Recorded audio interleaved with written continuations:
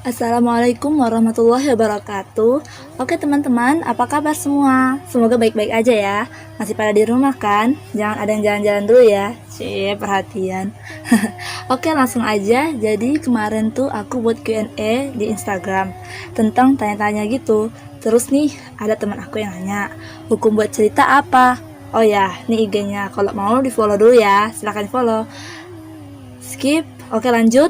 Jadi kali ini kita akan membahas pertanyaan teman kita tadi. Awalnya tuh pertanyaannya tuh ambigu. Terus aku DM, baru aku tanya rincinya.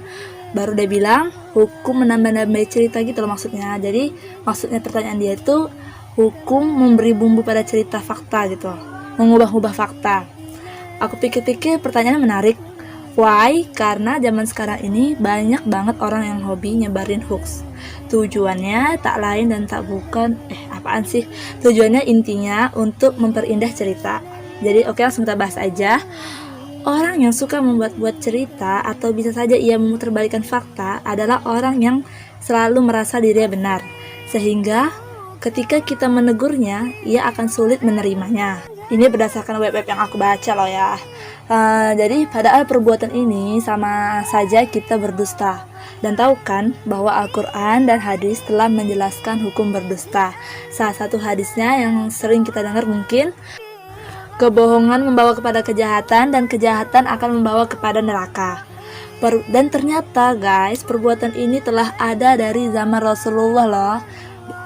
Mau tahu nggak nih ceritanya? Jadi pada zaman Nabi Muhammad ada seseorang laki-laki bernama Finhas. Orang ini adalah salah satu tokoh intelektual kaum Yahudi yang didengarkan ucapannya dan menjadi panutan. Dan dia berkata nih kepada Abu Bakar, "Hai Abu Bakar, Tuhanmu itu dalam Al-Quran. Di dalam Al-Quran disebutkan ia mau pinjam uang kepada orang-orang yang beriman. Kalau dia pinjam uang, berarti dia miskin," ujar Finhas dengan sombong. Dan ingat, maksud Finhas di sini adalah untuk menghina dan mengejek ayat Al-Quran dalam surah Al-Baqarah ayat 245 yang berbunyi, "Siapakah yang mau memberi pinjaman kepada Allah, pinjaman yang baik, menafkahkan hartanya di jalan Allah, maka Allah akan melipat gandakan pembayarannya kepadanya dengan lipatan ganda yang banyak." Padahal di kalimat terakhir dari ayat tersebut dikatakan akan aku ganti dengan berlipat ganda.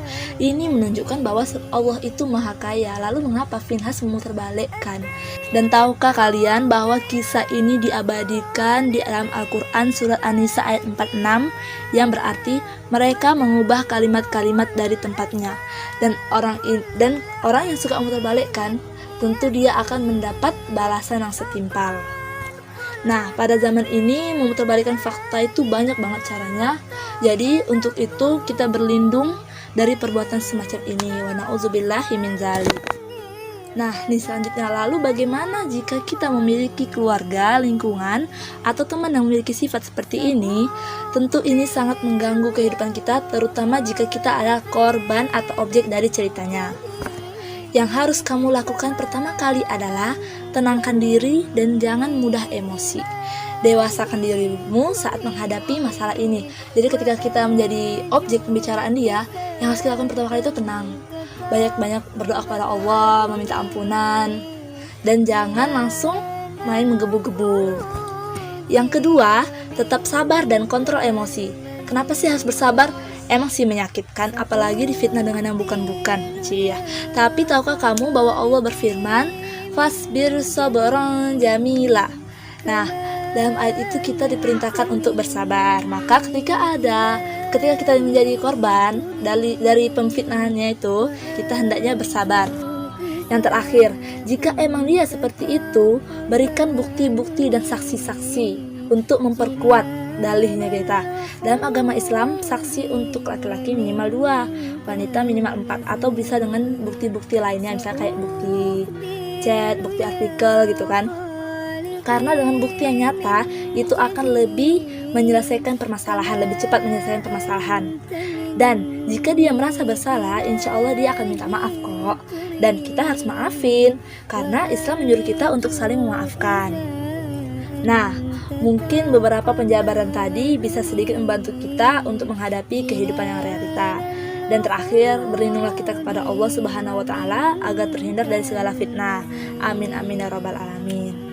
Oke, mungkin sampai sini aja. Terima kasih dan jangan lupa untuk like, subscribe, dan share-nya ya. Kalau perlu komentar deh. Bye. Assalamualaikum warahmatullahi wabarakatuh.